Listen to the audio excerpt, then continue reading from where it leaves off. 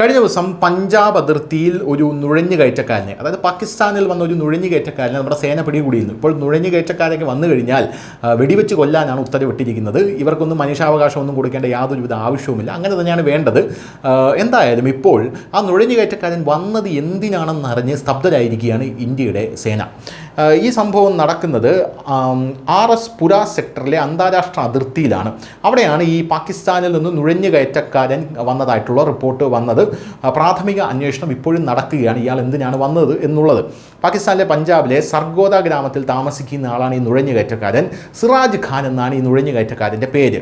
ഇയാൾ വന്നത് പഞ്ചാബി നടിയായിട്ടുള്ള അവനീത് കൗർ എന്ന് പറയുന്ന ഒരു നടിയെ കാണാനാണ് എന്നാണ് പറയുന്നത്.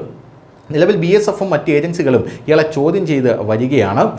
പോരാത്തതിന് ഞായറാഴ്ച രാത്രി 9:20 ഒക്ട്രോയ് പോസ്റ്റിൽ നുഴഞ്ഞു കയറിയ ഇയാളെ BSF പിടികൂടുകയായിരുന്നു. പോസ്റ്റിൽ നിയോഗിച്ചിരുന്ന BSF ഉദ്യോഗസ്ഥരാണ് ഇയാളെ കണ്ടത്. ഇയാളിൽ നിന്ന് പാകിസ്ഥാൻ കറൻസി നോട്ടുകൾ കണ്ടെടുത്തതായിട്ടും ഉദ്യോഗസ്ഥർ പറഞ്ഞു. നടിയ അവനീത് കൗറിനെ കാണാനുള്ള അതിയായിട്ടുള്ള മോഹവും അവരുടെ മാദക ഭംഗിയിൽ മയങ്ങിയൊക്കെയാണ് ഞാൻ വന്നതെന്നാണ് ഇയാൾ പറയുന്നത്. പക്ഷേ ഇയാളുടെ ഉദ്ദേശം എന്താണ് എന്നുള്ളത് ഇപ്പോഴും ഇവർ വിശ്വസിച്ചിട്ടില്ല, അതായത് BSF വിശ്വസിച്ചിട്ടില്ല. ഇയാൾ പറയുന്ന ഈ കഥ വിശ്വസിച്ചിട്ടില്ല എന്നാണ് സാരം. കൂടുതൽ അന്വേഷണം ഇതിൽ നടത്തുകയാണ്. അതിനാൽ അയാളുടെ ശ്രമങ്ങൾക്ക് പിന്നിലെ യഥാർത്ഥ ലക്ഷ്യം അറിയാൻ കഴിയും. ഇത് സംബന്ധിച്ച് BSF ഒരു പത്രക്കുറിപ്പ് പുറത്തിറക്കി വിവരങ്ങൾ ഇപ്പോൾ നൽകുകയാണ്.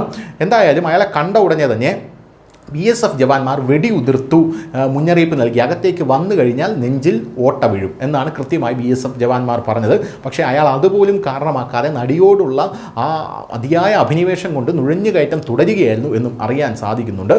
അപകടം കണക്കിലെടുത്ത് ജവാന്മാർ അയാൾക്ക് നേരെ വെടിയുതിർത്തു. പിന്നീട് അയാളെ കസ്റ്റഡിയിലെടുത്തു. അന്താരാഷ്ട്ര അതിർത്തിയിൽ സംശയാസ്പദമായിട്ടുള്ള പ്രവർത്തനങ്ങൾ നടക്കുന്നതായി BSF ജവാന്മാർക്ക് മനസ്സിലായി. അങ്ങനെ അവർ ഒരു തിരച്ചിൽ നടത്തി. സുജേത് ഗഡ് അതിർത്തിയിൽ നിന്ന് ഇന്ത്യയിലേക്ക് നീങ്ങുന്ന ഈ പാകിസ്ഥാൻ പൗരൻ സിറാജിനെ അങ്ങനെയാണ് പിടികൂടിയത്. News desk, news India Malayalam.